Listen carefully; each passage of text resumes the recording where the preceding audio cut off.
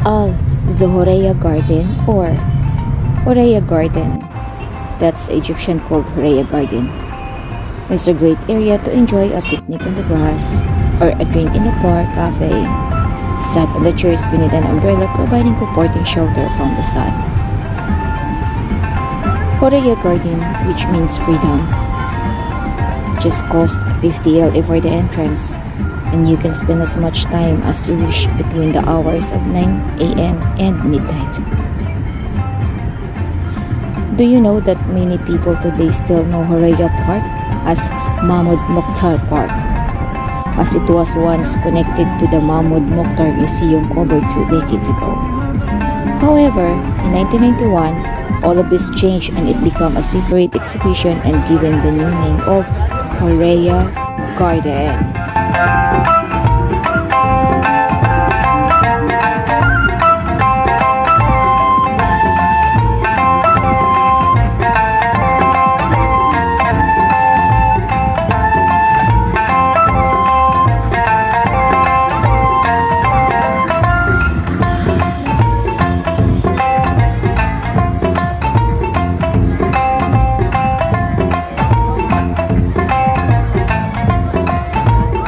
Dahil nagutom kami dun sa Cairo Tower at hindi kami talaga gumastos except dun sa entrance fee kasi talagang napaka-expensive ng mga pagkain and drinks nila doon.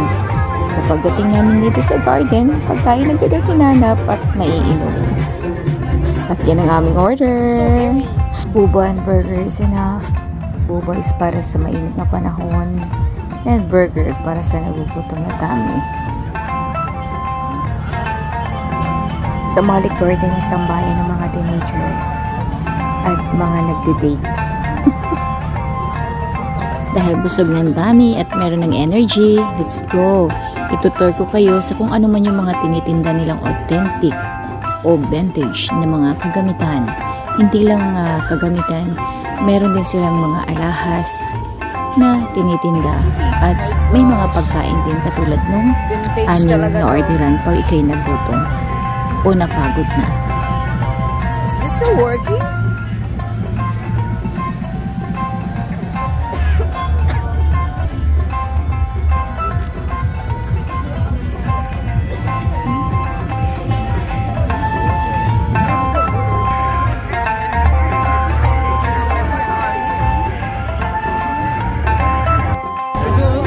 Cameras, typewriter, telephone, old books, videotape.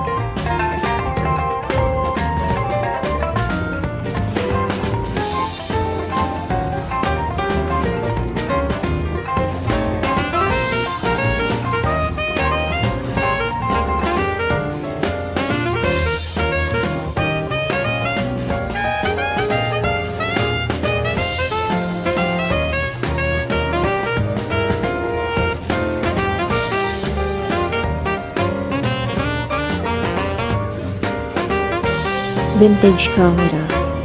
Meron pang 1924, 1925, 1928, there's 1949, 1959, and of course meron 1966.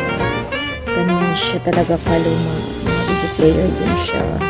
Meron mga 1825 pa nga. 1889. My goodness, 1862.